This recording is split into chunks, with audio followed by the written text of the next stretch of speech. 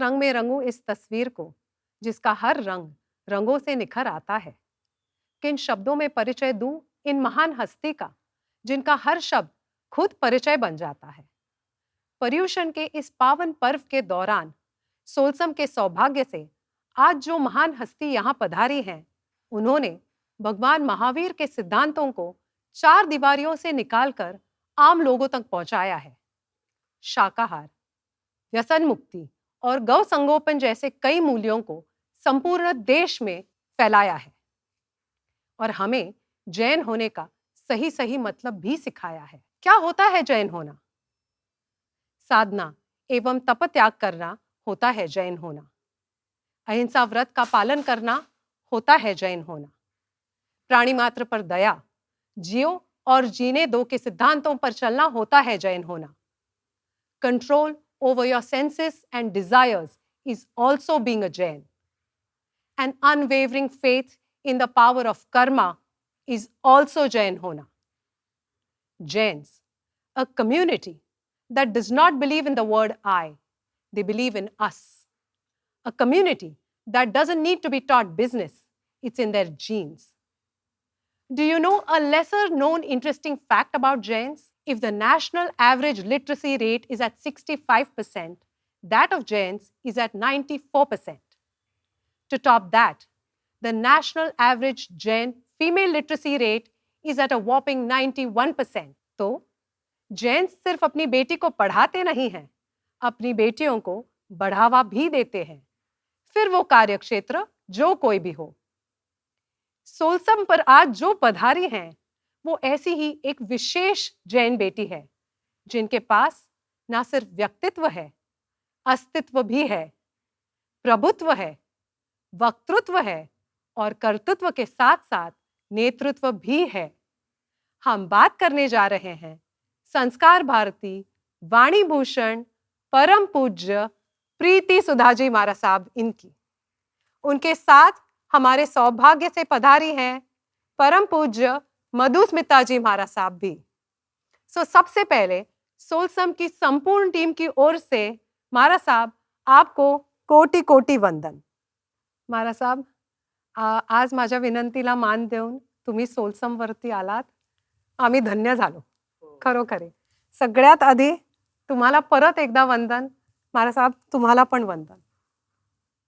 बरेच वर्ष झाले ही संधी मला मिळाली नव्हती किंवा हा योग जुळून आला नव्हता, त्याच्यामुळे आज खूप असे प्रश्न आहेत मनात जे मला विचारावेसे वाटतायत आणि ते मी हक्काने विचारणार आहे। त्यामुळे सगळ्यात आधी तुमच्या परवानगीने चूक भूल माफ। तर सुरू करूया। लीला से प्रीति सुधा जी तक हा जो प्रवास आहे तो का झाला आणि कसा झाला? लीला प्रीति सुधा जी कशा बनल्या?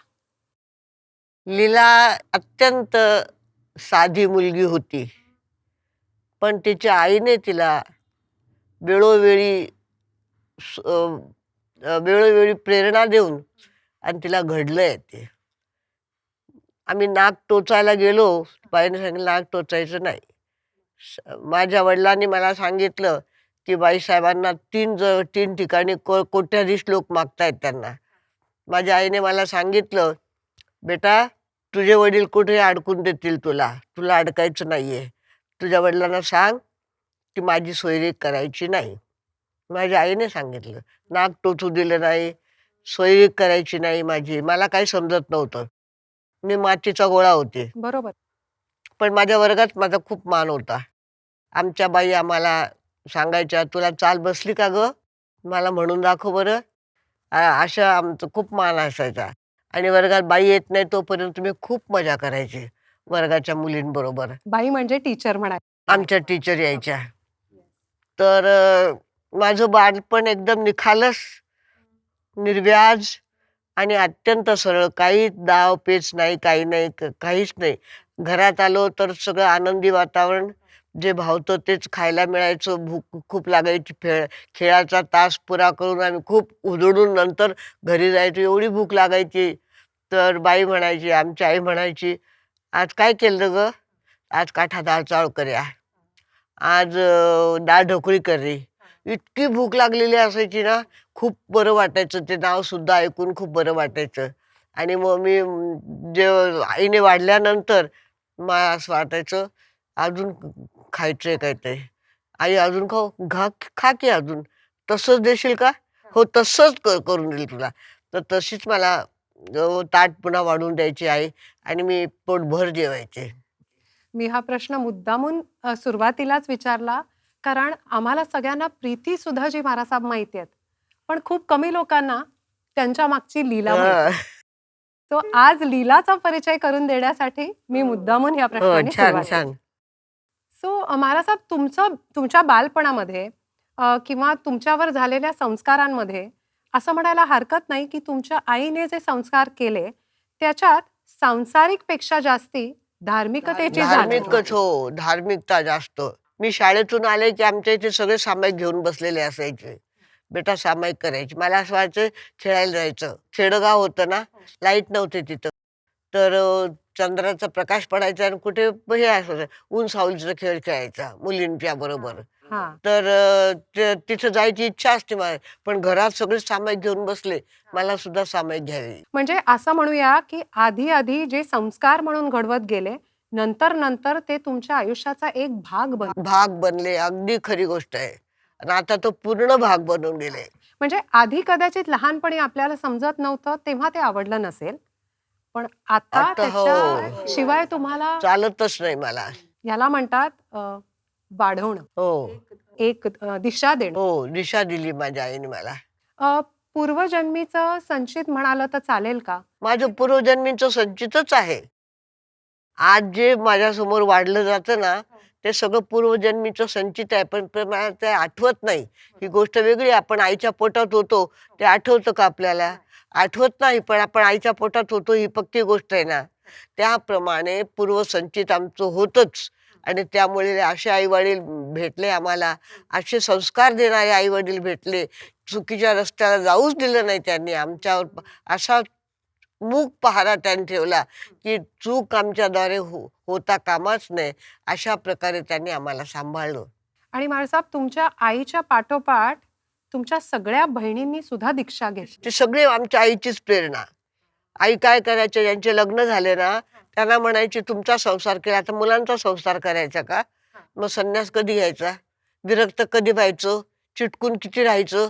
आता चिटकायचं नाही. चला आता, स्वतः ह्या मार्गाला." सो त्यांच्या डोक्यात नेहमी हे पूर्वीपासूनच होतं. पूर्वीपासून त्या 9 वर्षाच्या होत्या तेव्हापासून. 9 वर्षाच्या होत्या तेव्हापासून त्यांच्या डोक्यात हाच विषय होता, की ह्यांना मला धर्मध्यान करायचंय, मला संन्यास घ्यायचा आहे. पण त्यांची आई लवकर वारली ना, 9 वर्षाच्या असतानाच आई वारली. तर त्यांच्या आजोळच्या लोकांनी सांगितलं, "बिन आईची मुलगी आहे, तिला चांगल्या मुलाच्या हातात द्यायची आपल्याला." मग आमच्या वडिलांची ख्याती होती. खूप मुंबईला कमावायला जायचे भागीदारीमध्ये. तर त्यांच्या आजोळच्या लोकांना लक्षात आलं, की खूप भाग्यवान मुलगा आहे, खूप कर्तबगार मुलगा आहे, शांताला हिला देऊन टाकायची. मग त्यांनी ते हे सगळं जुळवून आणलं आणि शांताला एवढी अजून ही नव्हती ना, 16 वर्षाची होती तेव्हा तर लग्नही झालं तिचं. त्याच्या अगोदर 14-15 वर्षाच्या होत्या. त्यांना काही समजत नव्हतं. त्यावेळेला त्यांच्या आजोळवाल्यांनी त्यांचं लग्न करून टाकलं. पण तरी शेवटी त्यांना जो मार्ग ज्याच्यावर चालायचं होतं, तो त्यांनी केला म्हणजे घरात राहून सुद्धा केला. घरात राहून सुद्धा संसार केला कमी आणि संन्यासात जगले जास्त. त्यावेळेला सुद्धा. त्यांनी पण संन्यास घेतला. हो, हे वाचलं मी. महाराजसाहेब जनरली जनसामान्यांसाठी जैन म्हटलं, की खाण्यापिण्याच्या सवयी किंवा जैन बांधव हे खातात, हे खात नाहीत. ह्या वेळेच्या आधी खातात. म्हणजे मला म्हणायचंय काय, की जैन म्हटलं, की सर्वसामान्यांसाठी जे अजैन आहेत, त्यांच्यासाठी असं होतं, की खाण्यापिण्याच्या सवयींच्या अवतीभवती जैनिझम फिरतं. पण तुमच्या दृष्टीने जैन होण्याची नेमकी व्याख्या काय? सिद्धांतवादी असतात. सिद्धांत असतात आमचे. पहिला सिद्धांत आमचा असतो अहिंसा. आपल्याद्वारे कोणत्याही जीवाला त्रास होता कामा नये. कोणत्याही जीवावर ओझं पडता कामा नये आणि त्याने निर्मळ राहिलं पाहिजे आणि स्वच्छ राहिलं पाहिजे. ही आमची सुरुवातीपासून व्याख्या. कोणालाही त्रास न देता जे शक्य होईल तेवढंच करायचं. म्हणजे कायाबरोबर मन हां, स्वच्छ मन ठेवणं स्वच्छ. Is Jainism. हो. मन स्वच्छ ठेवता आलं पाहिजे. दीक्षा घेणं म्हणजे फक्त सांसारिक त्याग का तुमच्या मते त्याही पलीकडे काही आहे? त्याही पलीकडे आतल्या सगळ्या भावना फिल्टर होतात. ह्या मार्गावर चढल्यानंतर आपोआपच इच्छा होत नाही, आपोआपच भावना तशा होत नाही. असं आम्हाला कधीच वाटत नाही, की तुमच्या सारखा मेकअप आम्ही करावा. असं वाटतच नाही आम्हाला. आमचं जे आहे ते उत्तम आहे, असं वाटतं. कोणाची बराबरी करावीशी वाटत नाही. कोट्याधीशाच्या घरी गेलं तर आम्हाला तिथं राहावं असं वाटत नाही. तिथून निघायचं, इथून निघायचं. आमचं आमचं जे आहे ते निर्मळ, स्वच्छ वातावरण असेल तिथे आम्ही राहणार. असा विचार करणं सुद्धा किती अवघड आहे आमच्यासारख्या सामान्यांसाठी. पण आमच्यात ते नॅचरल झालंय आता. सवय पडली आम्हाला ती. इतकी सवय पडली आहे, की आता शक्यच नाही आम्हाला. रात्री पाणी पिणं शक्य नाही, रात्री एक घास घेणं शक्य नाही, की आमच्या इथं टायफॉइड झाले तरी सुद्धा रात्री काही खाल्लं नाही आमच्या साध्वीजींनी. बापरे! म्हणजे इतकं स्ट्रिक्टली पाळायची जी ताकद. ती ताकद शासन देतं. वेव्ज आहेत आमच्या इथं. साधू संतांच्या वेव्ज आहेत. जे साधू संत खूप चांगले वागून गेलेले आहेत ना, त्यांच्या वेव्ज आता काम करतात आणि आम्हाला लक्षात येतं, की आम्हाला कोणतरी प्रोटेक्शन देतंय.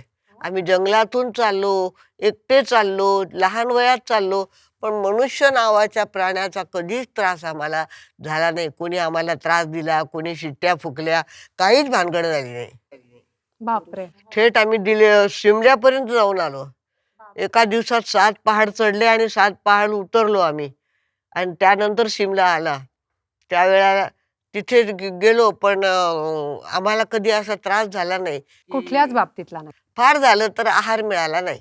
पण त्याची तर जणू तुम्हाला सवयच आहे ना? हां, तर आहार मिळाला नाही का, कारण ते त्यांना माहीतच नव्हतं. तिथल्या गावच्या लोकांना माहीतच नव्हतं जैन कोण असतात आणि जैन काय. त्यामुळे कधी-कधी आम्हाला ते बिना आहाराचं राहावं लागलं. प्लीज. इतक्या अशा खडतर जीवनातून त्यांनी मार्ग काढला. त्यांच्याविषयी सांगावं म्हणजे त्या अतिशय शौकीन होत्या. अच्छा. अतिशय शौकीन. संगीताचं शौक, स्वच्छ राहणं, फिरणं, गाणं म्हणणं. स्वतः जे आत्ता म्हणत होते की जगतापबाई यांच्या बाई ज्या होत्या हो. मराठी घोळकाष्टा घालून यायच्या. बरं. परंतु प्रथम नंबर लीलावतीचं. लीलावती, तू ही कविता गाते का? तुला गाता येते का तू सांग अगोदर, तुझी चाल मला दाखव. तरी कविता त्यांनी गायल्या आणि सुट्टी झाली, मुलं इकडे तिकडे गेली, ओट्यावर बसून ओ बसंती पवन पागल हे त्यांनी गावं आणि गावची सगळी मंडळी गोळा होणं म्हणून त्यांना वाणी. हरिणासारखं झालं ना ते. अशा खूप शौकीन असून त्यांनी हा मार्ग निवडला. अत्यंत अनुकरणीय, वंदनीय, प्रशंसनीय असा. खरंच आहे. आणि पण आईची आज्ञा एकच माया. बाई म्हटलं ते विषय बंद. बाईची इच्छा नाही ना, सोडा हा विषय. आपल्या भावना खुंटीवर ठेवायच्या आणि आपली आईची आज्ञा पाळायची. बापरे, खूप शिकण्यासारखं आहे. ह्या समाजाला, ह्या पिढीला गरज तर वेगळीच आहे, पण शिकण्यासारखं खूप आहे की आईचा एक शब्द आणि आपलं सगळं आयुष्य त्या हो, मार्गाला हो. लावणं. बापरे. तिची आज्ञा पाळण्यातच धन्यता वाटायची. बाईच्या मनासारखं झालं की बस. आणि त्यांच्या सुदैवाने त्यांना मुलं पण अशी. हो. आम्ही बाहेर कुठे गेलो ना भिक्षेला, तिथे उशीर लागता कामा नये. आईने कधी आम्हाला बंधन घातलं नाही, लवकर ये. पण तिथली भिक्षा घेतली की पटकन आईजवळ येऊन लागलं, 2 तास झोपलं तरी चालेल. हा. बाई घरी निंदावे, सुजा बेटा तू. तर त्या सांगायच्या. पण आम्हाला बाईजवळ गेल्यानंतर निश्चिंत. तोपर्यंत कुठेही गेलो तर तिथून पटकन यायचं.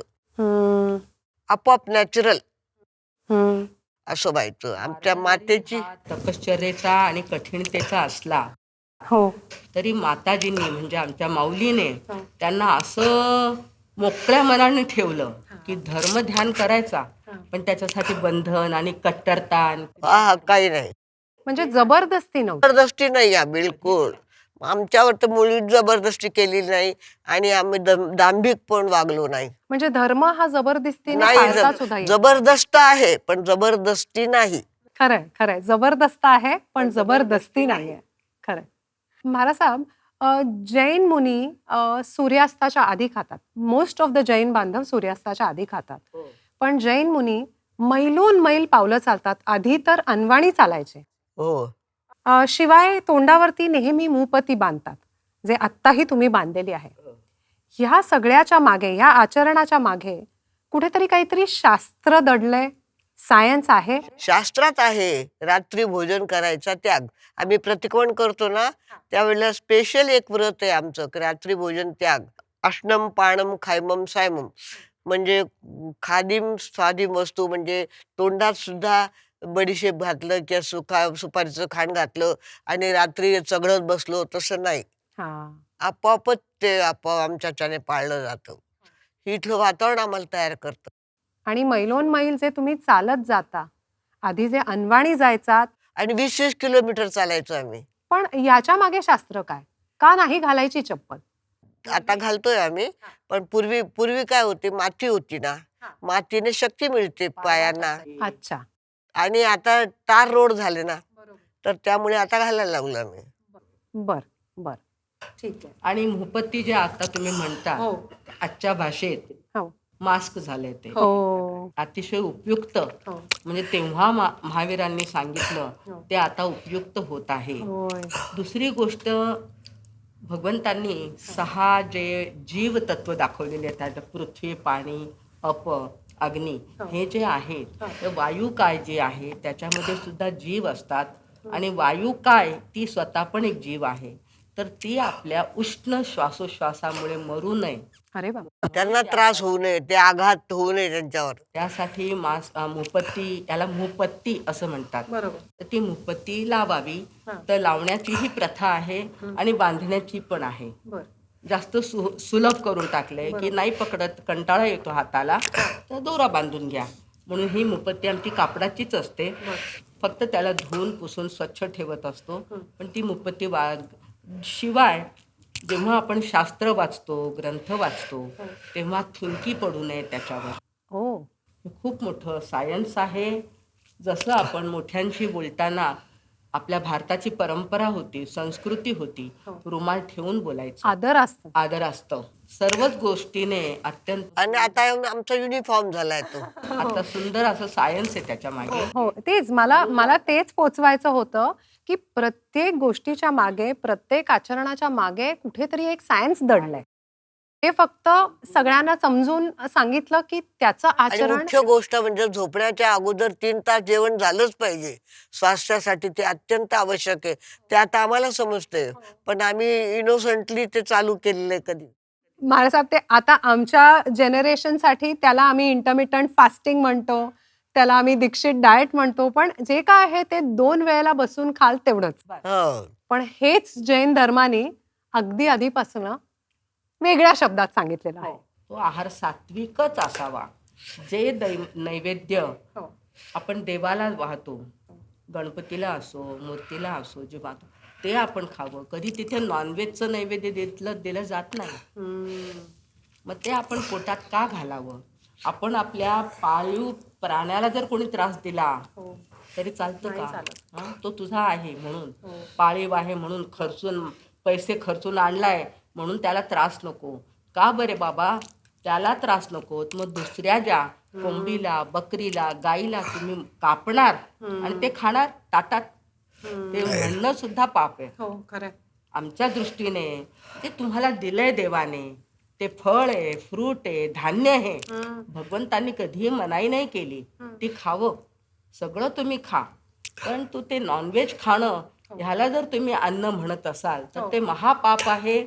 आणि आदिवासी लोक पूर्वी खात असत, त्यांना समजत नव्हतं, सिव्हिलायझेशन नव्हतं त्यांच्याकडे. पण आता आपण सिव्हिल झालोय. आता सुशिक्षितता वाढली आहे, युनिव्हर्सिटी वाढल्या, कॉलेजेस वाढले, त्याच्यामध्ये शिक्षा ही दिलीच पाहिजे की आहार कसा असावा. शाकाहारपेक्षा पण आपण सात्विक आहारवर जोर देऊया की तुम्ही सात्विक आहार खा, म्हणजे सात्विक विचार येतील. आता जे चालू आहे, जे क्राईम होतात, बलात्कार, व्यभिचार, हे व्यभिचार सगळंच काही भ्रष्टाचार, हो. हे सगळं आहारामुळे, अन्नामुळे, अशुद्ध विचार आल्यामुळे ते होत आहे. त्याच्यावर प्रतिबंध प्रभू महावीरांनी तेव्हापासूनच केला. Absolutely. याच्यावर मी फक्त ऍड करीन, you are what you eat. त्याच्यामुळे make sure that you eat the right thing. दुसरं असं मला सांगायचं आहे, की आत्ता तुम्ही बोलता बोलता म्हटलात भाज्या खा, फळं खा. पण मला साहेब आपले जैन बांधव कंदमुळं सुद्धा खात नाहीत. 4 महिने असोत किंवा काही काही जण आहेत जे कांदा लसूण कधीच खात नाहीत. हो. मग आता आपण मांसाहार सोडून विचारही म्हणजे तोंडावरही आणायचा नाही ठरवला, तरी ह्या भाज्यांमध्ये सुद्धा पुन्हा आपण रिस्ट्रिक्शन करतो. ते का बरं? त्यांना ऊन लागत नाही. हा. ज्या भाज्यांना ऊन लागत नाही ना, कांदे, लसूण, त्यांना ऊन लागत नाही. त्यामुळे भगवान महावीरांना कैवल्य प्राप्त झालं होतं. 3 लोक आणि 3 काळ सगळे त्यांना आरशाप्रमाणे सगळं दिसत होतं. त्यावेळेला त्यांनी सांगितलं कांदा म्हणजे जमिनीत वाढतात. जमीन कंद. त्याच्यामध्ये जंतू जास्त असतात. अनंत सुईच्या अग्रभागावर येईल तेवढ्या बटाट्यामध्ये अनंत जीव असतात. हा, तर ते आपण खायचे नाही. आणि अनंत काळ असल्यामुळे तर हत्या होतेच, परंतु त्याच्यामुळे तामसिक विचारही येतात. तुम्ही बघाल बाकीच्या भाज्यांची वास येत नाही, ढेकर येत नाही त्याचा. फोडणीला दिला लसूण कांदे, मग वास कसा उग्र येतो. परंतु तरीही आम्ही कधी मनाई करत नाही. दगडापेक्षा वीट बरी. तर निदान नॉनव्हेज सोडत आहात ते 100% सोडायचं. अगदी अगदी.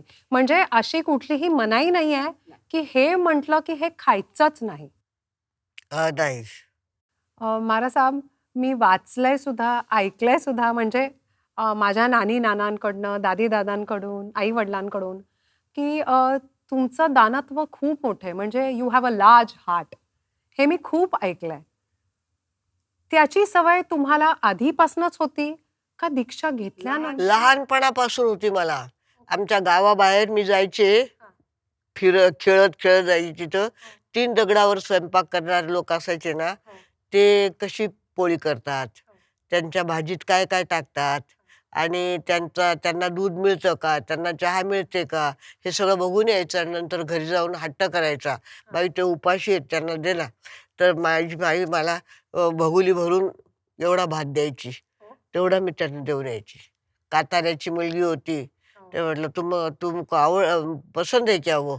तो काय आमच्या इथे गोड भात केशरी चावळ केलेले असायचे ना, तर बाईला सांगायची मी, अजून पाहुणे आलेले आहे जेवायला, अजून भगुलं तसंच आहे. पण त्याच्या अगोदर माझी आई मला काढून द्यायची भगुली भरून भात आणि मी त्यांना देऊन यायची. सो कोणी उपाशी राहिलेलं तुम्हाला नाही, तेव्हाही बिलकुल नाही चालायचं. नाही, बिलकुल नाही, सहन होत नाही मला. आणि माझ्या मते आज पण सहन होत नाही. हो. आता मी भुसावळला होतो ना, तेव्हा 4 डिग्री गरमी राहिली होती. खूप गारवा वाढला होता. व्याख्यानात तुम्ही त्यांना सांगितलं, आपण तर संध्याकाळी मस्तपैकी पांघरून झोपून जाऊ. पण बाहेर जे लोक आहेत ते उघड्यावर झोपलेले आहेत.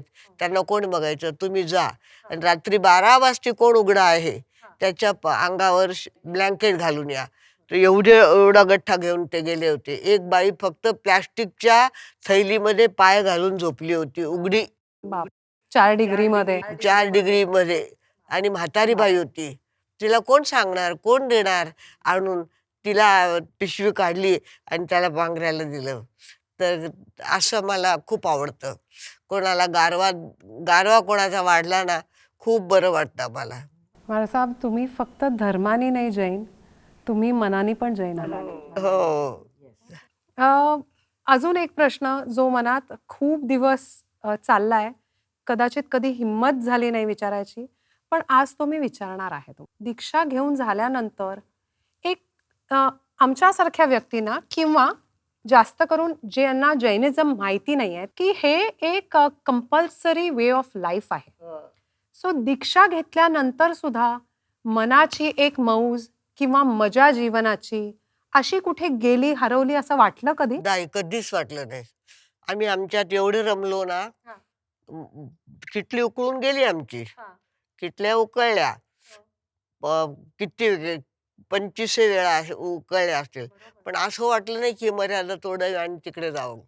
असं कधीच वाटलं नाही. पण त्याचं कारण म्हणजे तुम्ही ठीक आहे की तुम्हाला या जीवनाची सवय झाली असेल, पण तुमच्या आजूबाजूला ज्यांनी दीक्षा घेतली आहे त्यांना सुद्धा या जीवनाची मजा अशी येते? मजा ज्यांनी मजा येत नाही ना ते सोडून जातात, त्यांचा पाठलाग करत नाही आम्ही. हा, म्हणजे असं काही नाहीये. आमचा समाज पाठलाग करत नाही.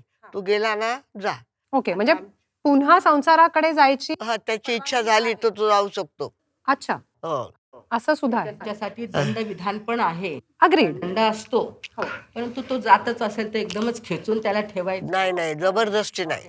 जबरदस्त आहे पण जबरदस्ती नाही. म्हणजे कुठल्याच गोष्टीची जोर जबरदस्ती नाही. नाही. प्रभू महावीरांनी प्रत्येक शास्त्रात ग्रंथात लिहिलेलंच आहे, प्रत्येक ओळीमध्ये पॅरेग्राफच्या खाली आहा सुहम देवानुप्रिया ते संबोधन द्यायचे मंडळींना, श्रावक वर्गाला. देवानुप्रिय, देवांना पण प्रिय आहात तुम्ही. देवानुप्रिय आणि आहा सुहम यथा सुख हो वैसा करो, मार्ग बता दिया आपको जैसा सुख हो ऐसा करो. हा, म्हणजे ज्याला जे मनाला पटेल असं नाही म्हणायला ना, ज्याच्यात ज्याला आनंद मिळतोय ते त्यांनी करावं. हो. हे तर मला सुद्धा म्हणजे बऱ्याच गोष्टी मी सुद्धा आज नव्याने शिकते. आणि पुढे असते त्यांची लाईन, ती आहा सुहम देवानुपिया मा परिबंध करे ह, प्रतिबंध करू नको, प्रमाद करू नको, आत्म्याविषयी जागून जा. आता प्रमाद म्हणजे मिथ्यात्व, आणि मिथ्यात्व म्हणजे आता तू आत्म्याकडे वळ, त्याच्याकडे पहा, तिकडे इकडे पाहू नको. मा परिबंधक करे ह, तिथे ब्रेकही लावलाय, पण पुन्हा सांगितलंय की जसं सुख वाटेल तसं, एज यू प्लीज आपण म्हणतो तसं सांगितलंय. हो, ॲज यू प्लीजचा अर्थ आजकालच्या जगात भलताच लावला जातोय. तिथे आपण नंतर येऊ. येस, पण चातुर्मास किंवा पर्युषण पर्व, म्हणजे ज्यांना माहिती आहे चातुर्मास किंवा पर्युषणचा जो पर्व असतो त्याला इतकं पावन का मानलं जातं?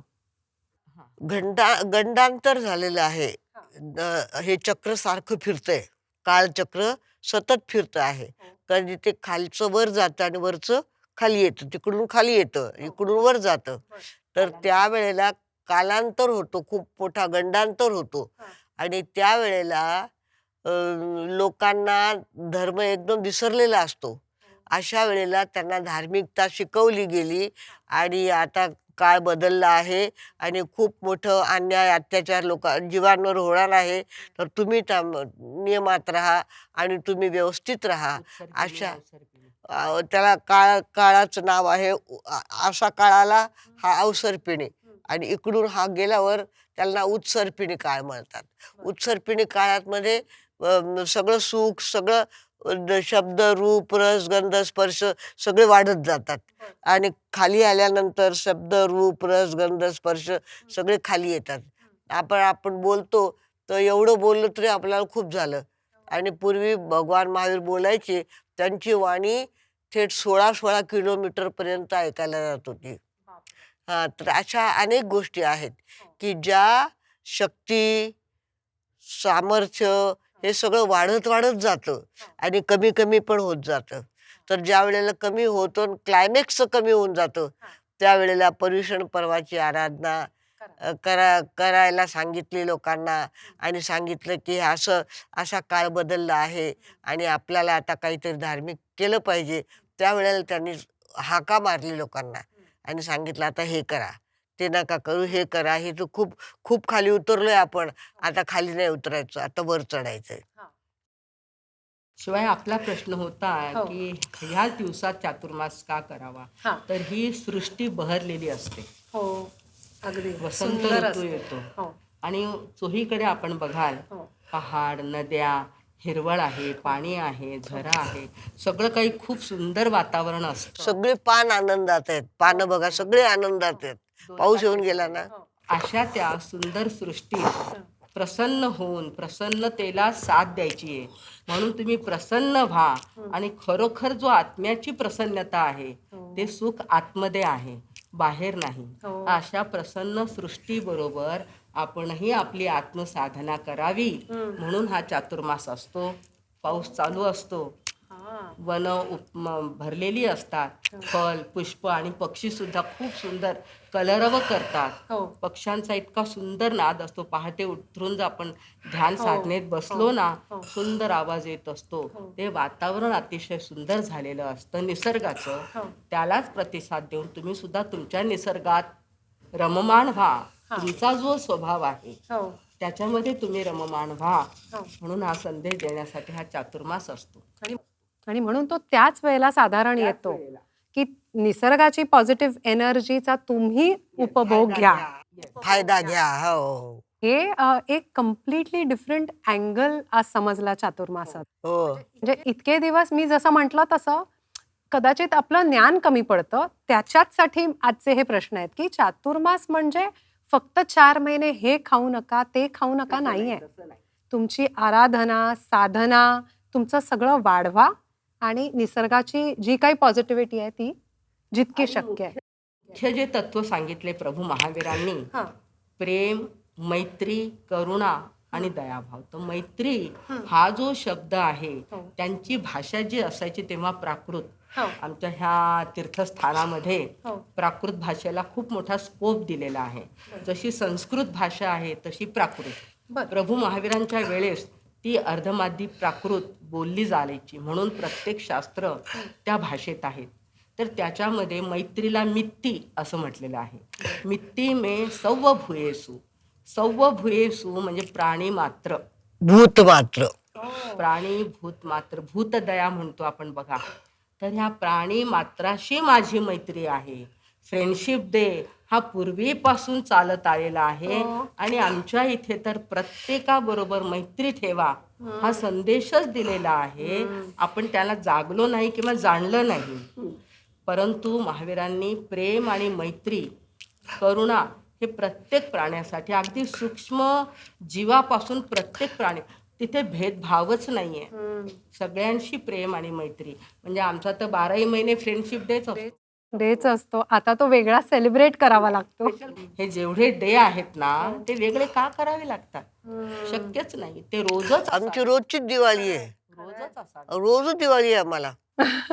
तिची आज्ञा रोजच पाळावी. मदर्स डे, वडिलांचा आदर रोजच करावं. त्यांनी इतकं आपल्यासाठी केलेलं आहे की भारतात मला वाटतं वृद्धाश्रम नकोच. खरं आहे अगदी.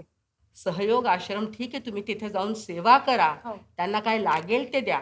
अपत्य नसेल तर त्यांचे अपत्य व्हा, परंतु त्यांना ढकलू नका तिकडे. बरोबर. असा संदेश आहे. बरोबर आहे. अगदी बरोबर आहे. म्हणजे हे फक्त जे सिद्धांत होते महावीर स्वामीजींचे ते फक्त आता मॉडर्नाइज करून समोर ठेवण्याची वेळ आलेली आहे. म्हणजे जेव्हा आपण फ्रेंडशिप डे म्हणतो तेव्हा आपल्या मुलांना ते पटकन लक्षात येतं. एक्झॅक्टली. मदर्स डे म्हटलं की तेव्हा फक्त आठवण करून द्यायची की मी रोजच तुझी आई आहे. रोजच आहे. हो, खूप खूप सुंदर, खूपच सुंदर अँगल होता हा.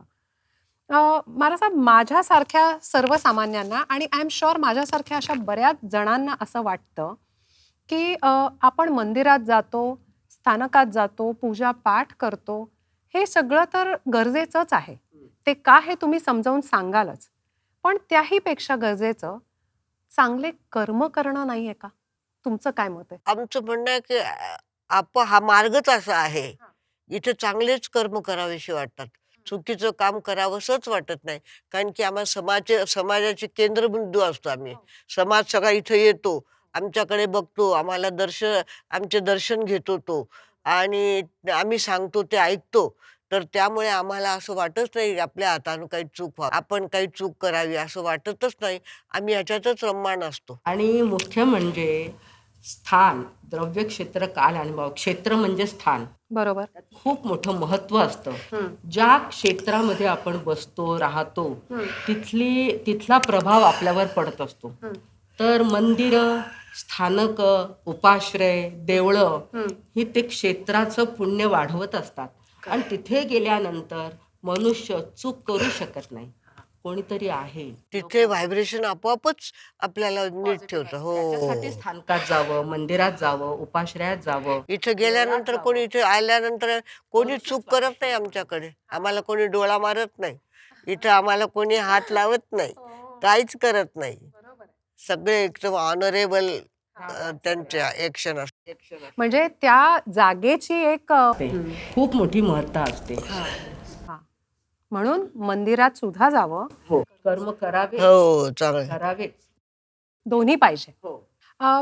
जैनच काय पण ऑलमोस्ट सगळ्याच धर्मांमध्ये आपण उपवासाचं कनेक्शन खाण्यापिण्याशी लावतो. म्हणजे उपवासचा अर्थ मला विचारला तर मी म्हणेन की आज सकाळी जेवले आणि आता आज संध्याकाळी जेवायचं नाही. पण उपवास तुमच्या दृष्टीने म्हणजे नेमकं काय? उपवास या शब्दाचा जर अर्थ पाहिलात, महाराज सांगतील विशद करून. हो. उपवास, उपनगर, उप जे लावता आपण कशाला, इथे जवळ. तर वास म्हणजे आत्म्याच्या जवळ राहणे, आत्म्याच्या अच्छा. जवळ राहणे. त्या दिवशी खाणं पिणं बंद करून होता होईल तेवढं ध्यान करणे. त्यावेळेला जास्तीत जास्त डिसिप्लिनमध्ये राहणे आणि स्वतःचा परिचय स्वतः करणे. स्वतःचा आत्मानुभूती करायची. आत्मानुभूती होते आम्हाला. या मार्गात चालता चालता आम्हाला आता आत्मानुभूती व्हायला लागलेली आहे. आतलं सगळं लक्षात येतं आमच्या. हो, हो. आणि त्यामुळे अंतर्प्रकाश दिसतो, अंतर्ध्वनी ऐकायला येते, अंतर्सुगंध येतो, स्पर्श जाणवतो. थेट मायक्रो स्पेसपर्यंत आमची ऊर्जा फिरते इथे. आणि असं वाटतं की अरे बापरे, आपण खूप श्रीमंत. आनंद आनंद होत असतो, आपोआप आनंद होतो. कशाचा आनंद होतो हे समजत नाही, पण एवढा आनंद होतो आम्हाला. कधी कधी असं वाटतं की बापरे, एवढे आपण श्रीमंत आहोत का? कोट्याधीश आले ना तर आम्हाला ते एकदम गरीब वाटतात. त्यांना काहीच मिळालं नाही, नुसते नोटाच मोजत राहिले, नुसतं हेच करीत राहिले. काय अर्थ आहे याला? आपण किती आनंदात आहोत. हो. म्हणजे उपवास ही त्या सगळ्या आनंदाकडे जायची पहिली पायरी. हो. आणि हो. 6 अभ्यंतर आणि 6 बाह्य. हो. तर ते अनशन हे पहिलं आहे, पहिली पायरी उपवास. अशन अशन म्हणजे धान्य खाणे. नंतर शेवटचं जे आहे अभ्यंतर, हो. अभ्यंतर तपच म्हटलंय महावीरांनी त्याला. हो. त्या तपामध्ये प्रायश्चित, ध्यान, धारणा, कायोत्सर्ग असे बरेच मार्ग दाखवलेले आहेत की फक्त कायाच्या खाण्यावर कुठे बसलात तुम्ही. हो ना, हो ना. त्याच्यामध्ये एवढा वेळ जातोय, होय. एवढी शक्ती जाते, एनर्जी जाते, ती थोडी आतमध्ये लावा आणि स्वतःला पहा. म्हणून उपवास की थोडंसं खा आणि थोडंसं आत बघा. स्वतःच्या जवळ जा. आणि स्वतःच्या जवळ जाता जाता आम्ही खरोखरचेच गेलो जवळ. खरोखरचा आनंद तो आम्हाला मिळतोय. तेव्हा वाटलंही नव्हतं आम्हाला. इनोसंटली आम्ही या मार्गात आलो त्यावेळेला वाटलंही नव्हतं आम्हाला की असं काही आम्हाला होईल. पण आता इतकं आनंद होतो की बापरे, मातेला शतवार धन्यवाद देतो. आई, तुझे केवढे उपकार केले, या मार्गाला आम्हाला लावलं. किती आनंद इथे. आणि कशा माझ्या बरोबरीच्या मुली, कोणी विधवा झाल्या आहेत, कोणी गरीब आहे, कोणाला मुलं झाली नाही, कोणाला मुलं. आम्हाला काहीच त्रास नाही ना, कोणताच त्रास नाही. फक्त आनंद घ्या, आनंद घ्या, आनंद घ्या, आनंद. फक्त आनंद घ्यायचा. आतल्या मार्गावर चालून हो. पुन्हा एकदा असं काहीतरी ऐकायला मिळेल आज, असं मला अजिबात वाटलं नव्हतं. प्रश्न जितके छान होते की तुमच्याशी बोलावंसं वाटलं. थँक्यू. पण माझ्यासाठी आज जास्त महत्त्वाचं आहे की मला सुद्धा आणि माझ्या बऱ्याच जैन बांधवांना, अजैन बांधवांना काय आहे नेमकं जैनिझम हे आम्ही जोपर्यंत वाचणार नाही तोपर्यंत कळणार नाही. पण त्याहीपेक्षा सरळ आणि सोपं जर आपल्या बोलण्यातनं ते समजलं हो. तर जास्त पसरेल आणि जास्त चांगलं पोचेल. आमच्या अनुभवाचे बोलेत. अगदी अगदी. अनुभव घेतला आम्ही. नाही, पण आता मला थोडंसं माझ्या आधीच्या प्रश्नाचं उत्तर मिळालं की असं काय आहे की दीक्षा घेतल्यानंतर सुद्धा पुन्हा संसाराकडे जायची इच्छा होत नाही, तर तो हा आत्मिक आनंद आहे. आनंद, असा आनंद होतो ना, कसलं कोणतंही आकर्षण आम्हाला हे करू शकत नाही. आता मला ते थोडं थोडं रिलेट होते. महाराज साहेब, आजकालच्या बिझी स्केड्यूलमध्ये सगळेच खूप बिझी झालेत. म्हणजे लहान मुलांपासून मोठ्यांपर्यंत सगळे. अगदी सहजपणे धर्माचं आचरण करायचं असेल तर ते कसं करावं? खोटं बोलायचं नाही, चोरी करायची नाही, ब्रह्मचारी राहायचं, संग्रह करायचा. संग्रह वाढवला की किती उठाठेव वाटते. आम्ही व्याख्यानातून सांगतो, एवढं पसारा करता तुम्ही, स्क्वेअर फूटवर जागा घेतात आणि तिथं गबाळ साचून ठेवतात. मग त्याच्यामुळे दारिद्र्य येतं घरात. एवढा संग्रह करू नका. जेवढं आवरता येईल तेवढाच संग्रह करा. जास्त बरोबर संग्रह आहे. करू नका. रात्री भोजन त्याग करा. जेव्हा झोपायच्या अगोदर 3 तास अगोदर पोटात घातलं ना, तर ते व्यवस्थित पचतं आणि व्यवस्थित झोप येते. आणि इकडे जेवले आणि इकडे झोपले, तर ते सगळं स्वास्थ्याच्या विरुद्ध असतं. तर आम्ही बरोबर आहे. लोकांना समजावून सांगतो आणि लोक आमच्याकडून प्रतिज्ञा घेतात, की दिवसाआड मी रात्री जेवणार नाही. चला तेवढं महिन्यातून तरी. 4 दिवस रात्री जेवणार नाही. महिन्यातून इतक्या अशा आमच्या प्रतिज्ञा घेतात लोक. आणि त्याच्या पाठीमागे कर्मबंध हा खूप मोठा विषय असतो. हे हे खाल्लं तर कर्मबंध जास्त होतील. हे कमी खाल्लं तर कर्मबंध कमी होईल. कंदमूळ खाल तर जास्त कर्माचं ओझं तुमच्या आत्म्यावर वाढेल. आणि बांधून घ्या. कंदमूळ सोडले तर तुम्हाला त्याचा एवढा फायदा होणार आहे. असं आम्ही व्याख्यानातून सांगतो लोकांना. महाराज तुम्ही काही ऍड करू शकाल धर्माच्या आचरणात? हो, धर्माच्या आचरणात म्हणजे जैन धर्म हा तपस्वी मानला जातो. परंतु तप म्हणजे फक्तच उपवास किंवा उपाशी राहणं असं नसून त्याचे जे 12 प्रकार सांगितले महावीरांनी, त्याच्यामध्ये उणोदरी हा एक तप असतो. उणोदरी म्हणजे उणे उदर. भुकेपेक्षा 2 घास कमी खायचे. त्याच्यामध्ये सुद्धा पापकर्म नष्ट होतात. नंतर सांगितलंय की आपण जे तेलकट तुपट असे 5 विगय असतात, महाविगय म्हणतात त्यांना, की दही दूध तेल, तूप, साखर. हे वर्ज्य करून आणि नंतर आहार घेणे म्हणजे नॅचरोपॅथी सारखं. आयंबिल म्हणतात त्याला, आयंबिल असं म्हणतात. आयंबिल हे सुद्धा खूप मोठं तप आहे. म्हणजे कुठल्याही वयाचा माणूस करू शकतो. अगदी सहजपणे करू शकतो माणूस. हो. 4 पोळ्या त्याच्या पोटात गेल्या जवान मुलाच्या, तर त्याचं पोट भरून जातं. त्याने मुगाची डाळ आहे, चण्याची डाळ आहे, ती डाळ आणि पोळी खाल्ली किंवा भाकरी आणि पोळी खाल्ली. यांनी वर्षभर केलं हे बर. दिवसाआड. मोठी तपश्चर्या आहे. खूप सुंदर असं महावीरांनी समजावून सांगितलेलं आहे. जीवन कसं जगावं, हाऊ टू लिव्ह, हे सुद्धा त्यांनी खूप सुंदर उत्तराध्यायन सूत्र. आता येणारेच हे दिवाळीमध्ये, तर प्रभू महावीरांची ती अंतिम वाणी होती.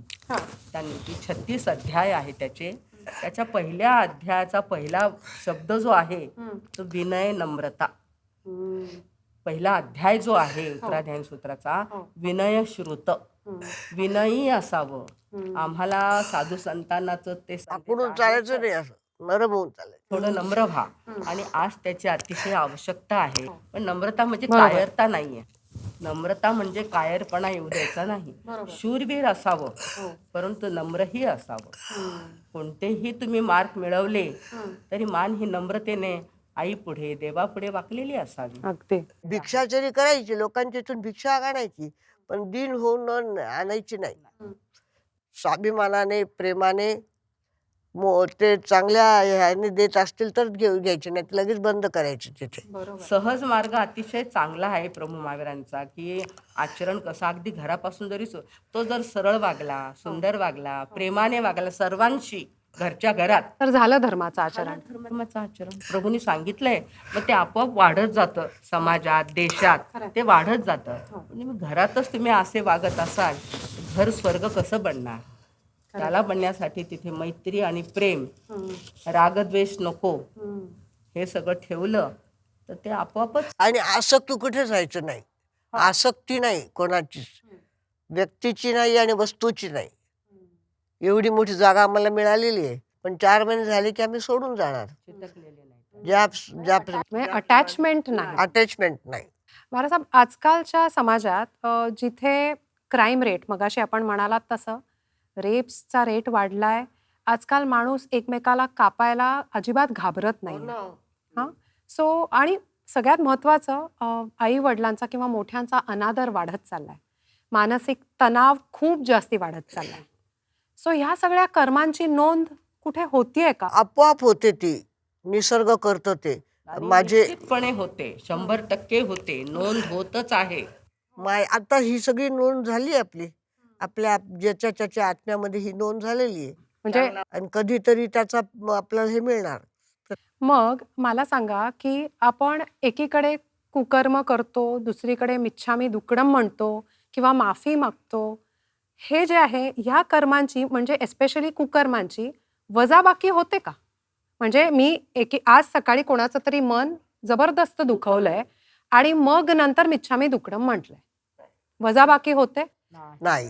ज्याप्रमाणे एवढं. आम्ही म्हणतो की गंगेत न्हावून किंवा गंगेत डुबकी मारून पाप नष्ट होणार नाहीये, त्याचप्रमाणे हे पण आहे की फक्त मिच्छामी दुक्कडम एका दिवसाचा फक्त उपवास संवत्सरेला हलकं करून होतं. पाप नष्ट होणार नाही. ते तुझे बांधलेले जे आहेत ते गणित खूप सुंदर आहे. ते कम्प्युटर इतकं व्यवस्थित आहे, त्या कम्प्युटरमध्ये सगळं काहीही डिलीट होणार नाही. तुम्ही भोगाल तेव्हा ते डिलीट होणार आहे, भोगल्याशिवाय डिलीट होणार नाही. मग महाराज साहेब, म्हणजे तुमच्या या बोलण्यावरती मी 1-2 मिनिटं डिस्टर्ब करतेय.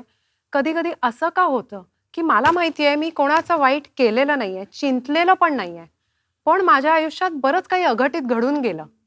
ह्याचं उत्तर काय? आदल्या जन्माचे सगळे तुमचे कर्म तसेच केलेले होते तुम्ही, त्यामुळे अघटित घडणारच होतं तुमच्या बरोबर. कारण कधी तुम्ही कधी ते घडलेलं असतं, ते कधी घडलं आणि कधी घडणार याचा काळवेळ आपल्याकडे आहे, विश्वाकडे त्याचा काळवेळ नाही. काल हा खूप मोठा आहे, खूप मोठं आपल्याला बक्षीस देत राहतं. नेहमी वाईट चांगलं जे काही तुम्ही केलं ते देतच राहतं. आपल्याकडे आहे पूर्वजन्म आणि पुनर्जन्म मानणारा भारत आहे. आम्ही आर्य संस्कृतीमध्ये राहतो, तर पुनर्जन्म आणि पूर्वजन्म हे आहेतच. त्याची बंदिश जी आहे तुम्ही 100 वर्षापर्यंत घेता की 1000 वर्षापूर्वी घेता ती गोष्ट वेगळी, पण ज्याचे कर्म त्याला हे भोगावेच लागतात, त्याची नोंद घेतली जाते. सगळीकडे CCTV कॅमेरे आहेत. सो एक नक्की की आजपर्यंत केलं ते सोडून दिलं आणि आज जरी चांगले कर्म सुरू केले तरी त्याची नोंद पुढे होणार आहे. हो हो हो होणारच आहे. मग तो या जन्मी हो, हा, पुढच्या जन्मी हो, जेव्हा त्याची स्थिती येईल त्या वेळेस. म्हणजे पुनर्जन्म यावरती तुमचा एकदम 100% विश्वास आहे. 100% विश्वास आहे.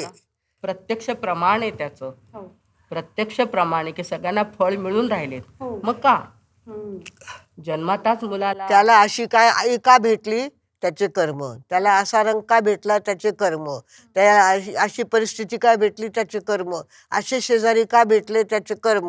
ज्याचे त्याचे कर्म ज्याला त्याला भोगावेच लागतात कोणत्या न कोणत्या रूपाने.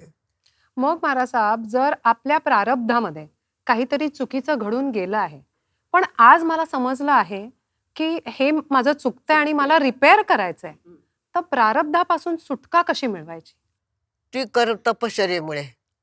प्रत्येक तपश्चर्येमुळे. प्रकारची तपश्चर्या, हा, प्रत्येक प्रकारची तपश्चर्या केली. आणि तपश्चर्येमुळे कर्म जळतात आणि त्याची राख होते आणि मनुष्य शुद्ध होतो. म्हणजे मार्ग आहे. आहेच मार्ग. मार्ग खूपच छान आहे. मार्ग नाही असं नाही, खूपच चांगला मार्ग आहे.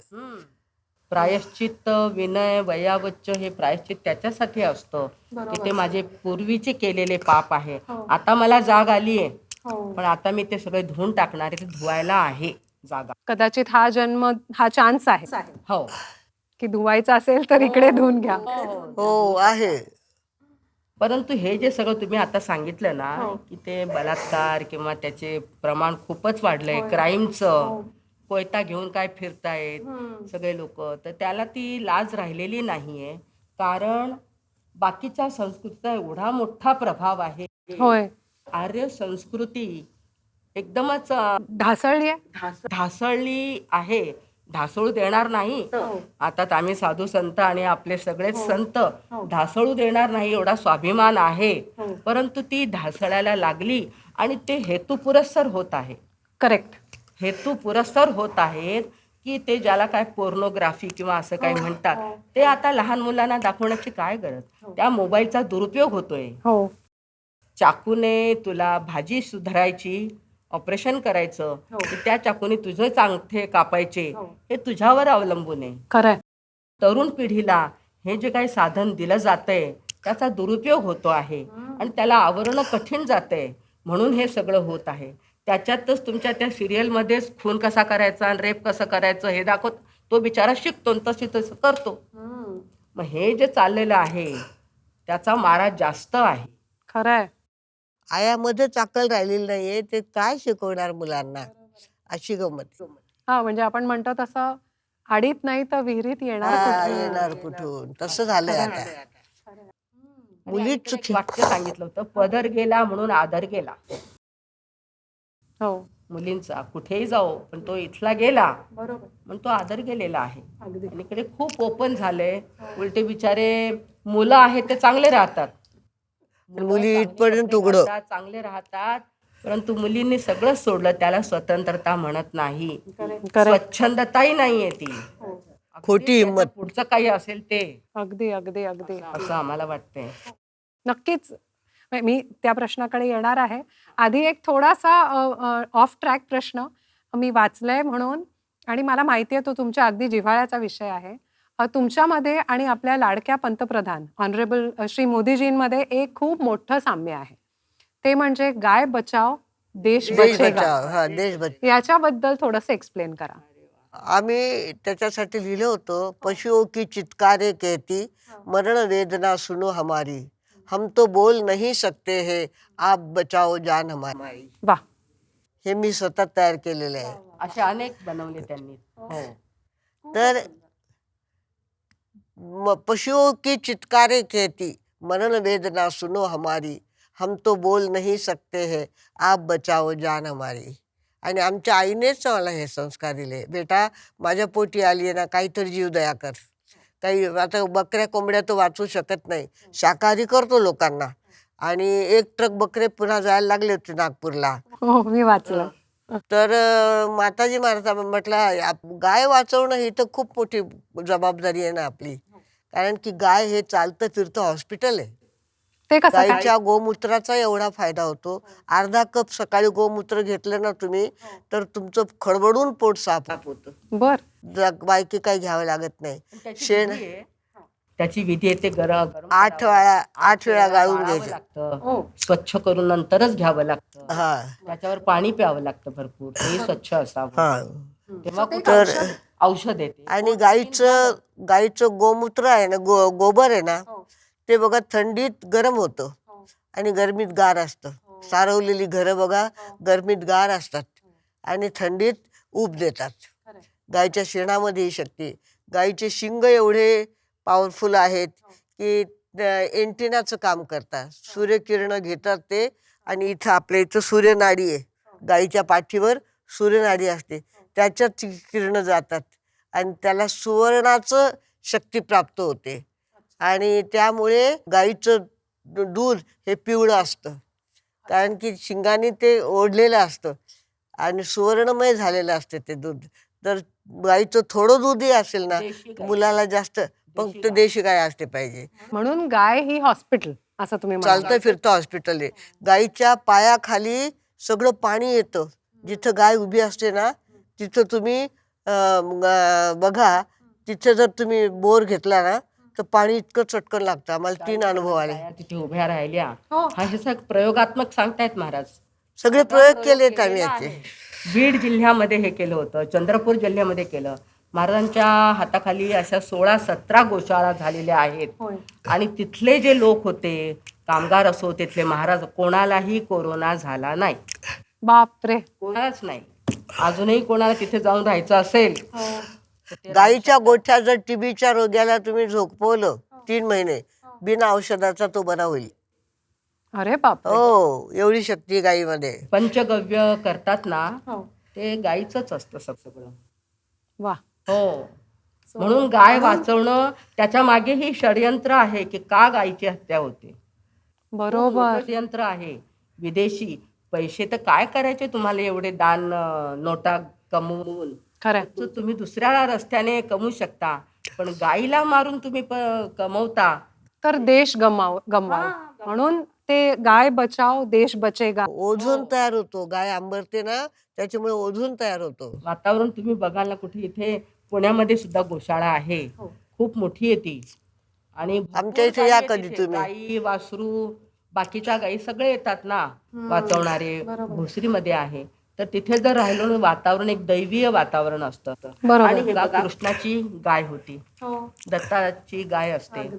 हा, ऋषभदेव भगवंत आहे आमचे, त्यांच्या समोर बैल असतो, महादेवांच्या समोर बैल असतो. का बरं या देवतांच्या ह्या प्राण्यांना का मारलं जातं, असा माझा सवाल असतो प्रत्येकाला. की फक्त जैनांनीच करायचं हे कार्य नाही, प्रत्येक भारतीयाने करण्याचं हे कार्य आहे. का बरं, मी इथले जे गोरक्षक होते, आता 18 तारखेला आमच्या मातोश्रींचा पुण्यदिवस आहे, तेव्हा खूप मोठी गोरक्षा सभा होणार आहे आमची. त्याच्यावर चर्चा, प्रश्न कसे करावं, काय करावं. तर का बरं गायला मारलं जातं, त्याच्या हा संशोधन करणार आहे की आता त्याला नाही. त्यांना मी सांगितलं होतं की अशा थोड्या थोड्या प्रकारे काय तुम्ही थांबवता. खरंय. ते 15 गायी वाचवल्या, इथे 25 वाचवल्या. त्यांनी गोरक्षकांनी हे केलं का? जर गायी वाचवण्याचं कायदा बनलेला आहे तर त्या कायद्याचं पालन का होत नाहीये? एक्झॅक्ट. हा माझा प्रश्न आहे. प्रत्येक न्यायाधीशांना, वकिलांना, कोर्टाला सुद्धा आणि सरकारला सुद्धा आमचा प्रश्न आहे. तुम्ही अगदी जाऊन तिथे प्रत्यक्ष सांगू शकता की कायद्याचं पालन का होत नाहीये. एवढीशी लहान सहान गोष्ट कोणती दुसरी झाली तर त्याचा एवढा मोठा प्रचंड गवागवा केला जातो, गवगवा होतो. तर गाईला जेव्हा मारलं जातं ती खूप मोठी षडयंत्राची कथा आहे अगदी. त्याच्या मागे. तर ते पूर्णपणे थांबलंच पाहिजे. मोदी सरकार असो, योगी आदित्यनाथ असो, त्या सर्वांनी पुढे येऊन गायला वाचवलंच पाहिजे आणि कायद्याचं पालन हे झालंच पाहिजे असं आमचं आग्रह आहे. नम्रपणे निवेदन आहे. आणि मी म्हणेन की आता त्याच्यावरती पावलं घेतली तरी जात, हा, म्हणजे आपल्या नशिबाने सुरुवात झाली आहे. हो. मंदिरं वाचली आहेत, ज्ञानवापी वाचते, सगळं काही वाचतंय. आता आपली ही गाय पण वाचलीच पाहिजे. 100%.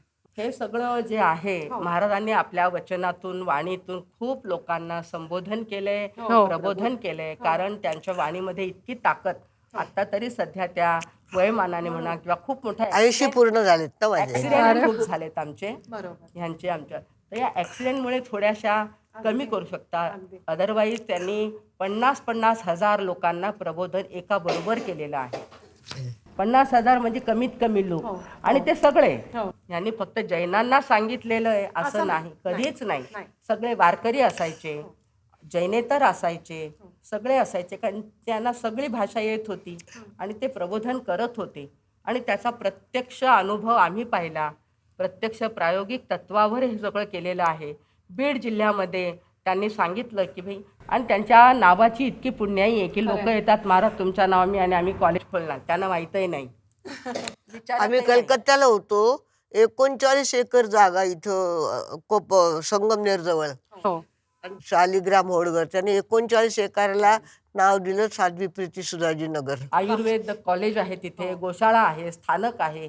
तर प्रत्येक ठिकाणी असं होत गेलं. बीड जिल्ह्यामध्ये महाराज 4 दिवसासाठी गेले. तिथे कीर्तन होतं, महाराजांना कुठे जावं लागतं. तर कीर्तनाच्या ठिकाणी त्यांना मंगलपाठ देण्यासाठी जावं लागलं. तर सहज तिथे एक विजयजी बंब म्हणून होते, प्रात्यक्षिके म्हणून सांगते. तर ते विजयराजी बंब म्हणाले की महाराज आपण आमच्या जागेला पाय लावावे. आणि महाराजांनी सरळ होते, सरळ हो चला तर चला. मग तिथे गेले, लावले पाय आणि त्यांनी सांगितलं की यहाँ पर तुमको गोरक्षा करनी है, गाय को संभालना है. कधी असं नाही की स्वतःचं काही करून घेतलं. तुम्ही बघत असाल कधी त्यांना बसण्यासाठी, बोलण्यासाठी, स्वतःला वापरण्यासाठी काही नाही. अगदी अंतर्बाह्य तुम्ही बघू शकता. परंतु तिथे सांगितलं तुम गाय को बचाओगे तो हम तुम्हारे गाव में रहते. म्हणजे आणि त्यांनी 40 एकर जागा, सुरुवातीला 5 एकर, नंतर 40 एकर, हजारो गायी तिथे आहेत. आणि महाराजांनी अजून एक सायन्स तिथे सांगितलं, यहाँ पानी नहीं है, बीड जिले में अहमदनगर के पास में पानी बहुत कम होता है. बोले आप ऐसा करो, 30-40 गाय जब आपके पास आती है चरने के लिए, वो जहाँ खड़ी रहती हैं वहाँ खोदकाम करो. और उन्होंने किया. करने के बाद वो पानी निकला, 17 फुट ऊपर उड़ा और पूरे एरिया में पानी पानी हो गया. इतना चिखल हो तर गया. त्यांनी 55 एकर जागा दानात देऊन टाकली. आता हे प्रत्यक्ष झालेली घटना आहे. अशा अनेक घटना महाराजांच्या सान्निध्यात होत असतात. त्यांनी सांगितलं आता मला धंदा करायचा नाही, आता हेच काम करायचं मला. अरे वा, असं आहे ते संगतीचा असर. हो. संगतीचा असर. सत्संग. 55 एकर जमीन होती त्यांच्याजवळ. फक्त 5 एकर जमीन त्यांनी गोशाळेसाठी दिली होती. आणि म्हटलं 5 एकर बहुत कम होती है गायों के हिसाब से. तर तेव्हा काही बोलले नाही. पण पाणी जेव्हा निघालं ना, त्यांनी सांगितलं आता सारी जमीन गोशाला के लिए दूंगा. महाराज साहेब, जैन समाजाबरोबर आपण आता म्हणालात तसं बरेच अजैन बांधव आहेत जे तुम्हाला खूप मानतात. तर आज सगळ्यांसाठी आपल्या समाजाची दुरवस्था, पूर्ण समाजाची जी दुरवस्था झाली आहे, म्हणजे आम्ही कुठेतरी चुकतोय, तर फक्त एकदा कुठे चुकतोय हे सांगा आणि सरळ सोप्या भाषेत मार्ग दाखवा. हे बघा, आपण चुका काढायला बसलो ना, तर खोटं तिथे बोलायची परत सवय नकोय पहिली गोष्ट. ते अगदी मान्य आहे. ते बोलतात त्यामुळे सत्य गमावतो आपण आणि त्यामुळे तेज आपलं कमी होतं. तर खोटं बोलायची सवय नको, चोरी करायची सवय नको, अत्याचार करायची सवय नको. आपोआप सगळं चांगलं होईल. आम्ही व्याख्यानातून सांगतो की तुम्ही चांगले व्हा, आपोआप काळ बदलेल, आपोआप समाज बदलेल. समाज बदलेल आणि सुबत्ता येईल, सगळं काही होईल. पण तुम्ही बदलले पाहिजे. मागून मिळत नाही, वागून मिळतं. हो.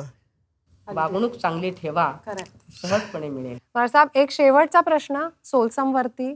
एखादा धडा जो आयुष्याने तुम्हाला दिला आणि तुम्ही आमच्या सगळ्यांबरोबर शेअर करू इच्छित. आईचा मान वाढवा, आईचा मान वाढवा, आईचं ध्यान ठेवा, आईकडे लक्ष द्या, आपोआप सगळं चांगलं होईल. अरे वा, थँक्यू सो व्हेरी मच महाराज साहेब. पुन्हा एकदा परमपूज्य प्रीती सुधाजी महाराज साहेब आणि परमपूज्य मधुस्मिताजी महाराज साहेब यांना सोलसमच्या पूर्ण टीमकडनं कोटी कोटी नमन. कोणची टीम आहे तुमची? सोलसम विथ सारिका. सोलसम. आपल्या शोचं नाव आहे सोलसम विथ सारिका. सारिका म्हणून सोलसम. परत सोलसम म्हणजे सोल म्हणजे आत्मा, सोलसम म्हणजे सोल म्हणजे सम म्हणजे स्त्री, असं करत ते सोलसम. पण तुम्ही आलात, खूप आनंद वाटला आम्हाला थँक्यू आणि छान प्रश्न विचारले, थँक्यू. त्याचं समाधान आम्हाला झालं आहे. आणि अजून पुन्हा या तुम्ही आणि पुन्हा आमच्याकडून बदलून घ्या 100% जे असेल ते. थँक्यू. तुम्ही घडी आल्या तरी आम्हाला कंटाळा येणार अगदी नाही, मग त्रास देईनच. हो. प्रेमाचे शब्द, स्नेहाचा स्पर्श, आपुलकीची नजर, कौतुकाची थाप, खळाळतं हास्य आणि मदतीचा हात म्हणजेच परमपूज्य प्रीती सुधाजी महाराज साहेब. आज सोलसमवरती त्या पधारल्या, आम्ही खरोखरी धन्य झालो. जब वे बात करती हैं तब ऐसे लगता है कि वे नहीं बोल रही केवल, मानो उनके मुख से सरस्वती बोल रही हैं. पुन्हा एकदा कोटी कोटी नमन, कोटी कोटी वंदन. Thank you so very much. With that, we conclude on Soulsome with Sarika today. Do like, share, subscribe, and comment on Soulsome with Sarika, where we bring to you yet another person behind the persona. Till then, take care, guys. Remember, life is short. Live it fully, love unconditionally, and laugh out wholeheartedly. Thank you, and God be with all of us.